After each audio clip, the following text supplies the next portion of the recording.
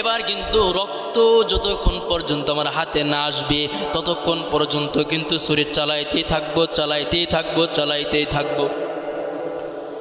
ছুরি নিয়ে যখন চালানো শুরু করে দিছে, আল্লাহ জিব্রাইলকে ডাক দিয়ে বলে, জিব্রাইল, আমার খলিল, আমার বন্ধু,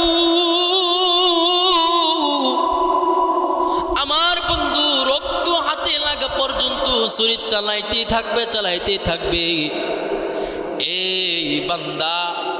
এই বান্দা রক্ত লাগা পর্যন্ত থামবে না। তুমি জান্নাত থেকে একটা দুম্বা নিয়ে জলদি যাও, জলদি যাও। ইসমাইলকে সরিয়ে দিয়ে সেই দুম্বাটা ইসমাইলের জায়গায় রেখে দাও। বলেন না সুবহানাল্লাহ। প্রিয় মুসলিম কিরাম, ইব্রাহিম আলাইহিস সালাম যখন ইসমাইল আলাইহিস সালামকে জবাই করতে ছুরি চালাচ্ছে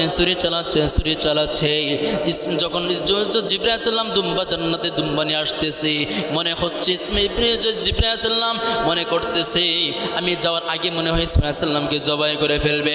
আসমান থেকে জিবরাইল আলাইহিস সালাম আল্লাহু আকবার আল্লাহু আকবার তোপড়ে দিচ্ছে। বলেন না সুবহানাল্লাহ। আল্লাহু আকবার আল্লাহু আকবার তোপড়ে দিচ্ছে। ইব্রাহিম আলাইহিস সালাম ডানে বামে তাকায় তিনি বলে আল্লাহু আকবার আল্লাহু আকবার। ইসমাইল আলাইহিস সালাম বলে আল্লাহু আকবার লিল্লাহিল হামদ। বলেন না সুবহানাল্লাহ। প্রিয় মুসলিম কিরাম, জিবরাইল আলাইহিস সালাম আসে ইসমাইল আলাইহিস সালামকে শুনে যখন দুম্বাটা যখন দিয়ে দিল, দুম্বাটা কুরবানি হয়ে গেল, রক্তটা আর যখন লাগলো তখন সাথে সাথে তিনি চোখ খুলে ফেললেন। তাকিয়ে দেখি ইসমাইল দাঁড়ানো, জান্নাতি দুম্বা জবাই হয়ে গেছে। বলেন না সুবহানাল্লাহ। আল্লাহ ডাক দিয়ে বলে, ইব্রাহিম,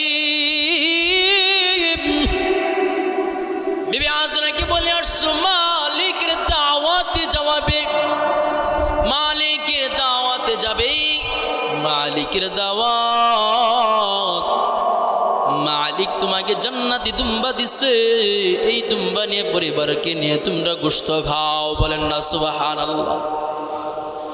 ও মুসলিয়ানে কেরাম, আল্লাহ ডাক দিয়ে বলে, ইব্রাহিম, ইসমাইলকে জবাই করা আমার উদ্দেশ্য ছিল না, আমার উদ্দেশ্য ছিল তোমার তাকওয়া, তোমার তাকওয়া।